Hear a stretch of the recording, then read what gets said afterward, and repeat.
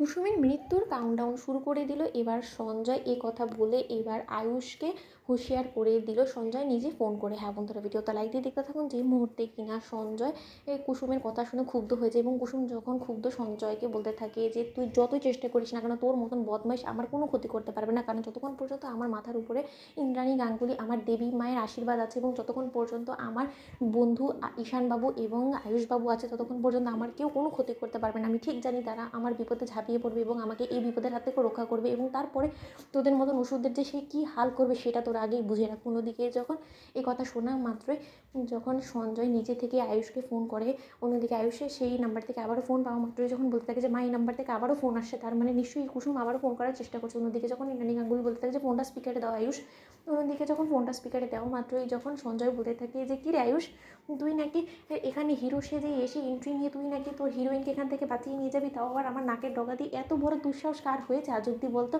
আর কী করি বা তুই বাঁচাবি বলতো? তুই তো অনেক কিলোমিটার দূরে আছিস তোর এই হিরোইনের কাছ থেকে, তুই হিরোইনকে কী করে বাঁচাবি? তোর হিরোইন তো রীতিমতো তোর ঈশান এবং তোর মায়ের উপরে ভরসা করে বসে আছে এবং এখনও আশা করছে যে তোরা হয়তো বা দেবদূতের মতন এখানে এসে ওকে এখান থেকে বাঁচিয়ে নিয়ে চলে যাবি, এবং ও তো এটাও বলছে ওর দেবী মায়ের আশীর্বাদ যতক্ষণ পর্যন্ত ওর মাথার উপর আছে কেউ নাকি ওর কোনো ক্ষতি করতে পারবে না।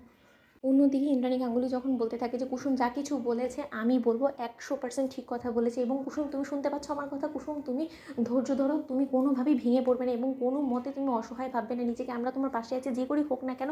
আমি আমার পুলিশ ফোর্স থেকে শুরু করে আমি আমার সকল জোর লাগিয়ে দিলেও হলো তোমাকে এই বিপদের হাত থেকে বাঁচাবো, এবং এইরকম ওষুধের কী শাস্তি আমি দিই সেটা তুমি একবার দেখো। তোমার প্রতি হওয়া সকল অন্যায় অবিচারে সুষ্ঠু বিচার আমি নিজে দাঁড়িয়ে থেকে করবো। অন্যদিকে যখন কুসুম বলতে থাকে যে দেবীমা আমি খুব ভালো করে জানি আমি একদম ভাঙবো না এবং আমি আপনাদের সহযোগিতার অপেক্ষায় আছে। অন্যদিকে শঙ্কর বলতে থাকে যে মারে তুই পারলে আমাকে ক্ষমা করে দিস, তোর এই ক্ষতির কারণ শুধুমাত্র তোর এই বাবা।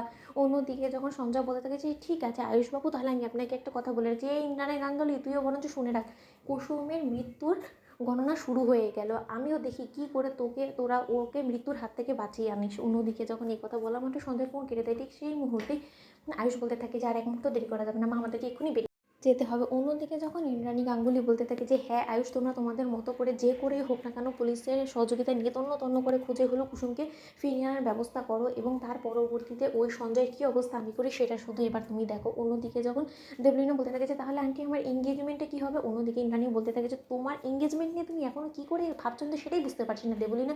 অন্যদিকে যখন সঞ্জয় বলতে থাকে যে তোকে তো কিছুক্ষণের মধ্যে মেরেই ফেলতে হবে, তার আগে তোর সঙ্গে একটু ফুর্তি করে নিই। অন্যদিকে সঞ্জয় যখন কুসুমকে মলেস্ট করার চেষ্টা করে, ঠিক সেই মুহূর্তে কুসুম ছুরি হাতে নিয়ে সঞ্জয়কে আঘাত করে বলতে থাকে যে একটা মাত্র এখন মাত্র আঘাত করেছি, তারপরে তোকে একবার চিরকালের জন্য শেষ করে দেবো এবং আমার হাতও কাঁপবে না এটা করতে। তো বন্ধুরা লাইক এবং শেয়ার করে সাবস্ক্রাইব করো।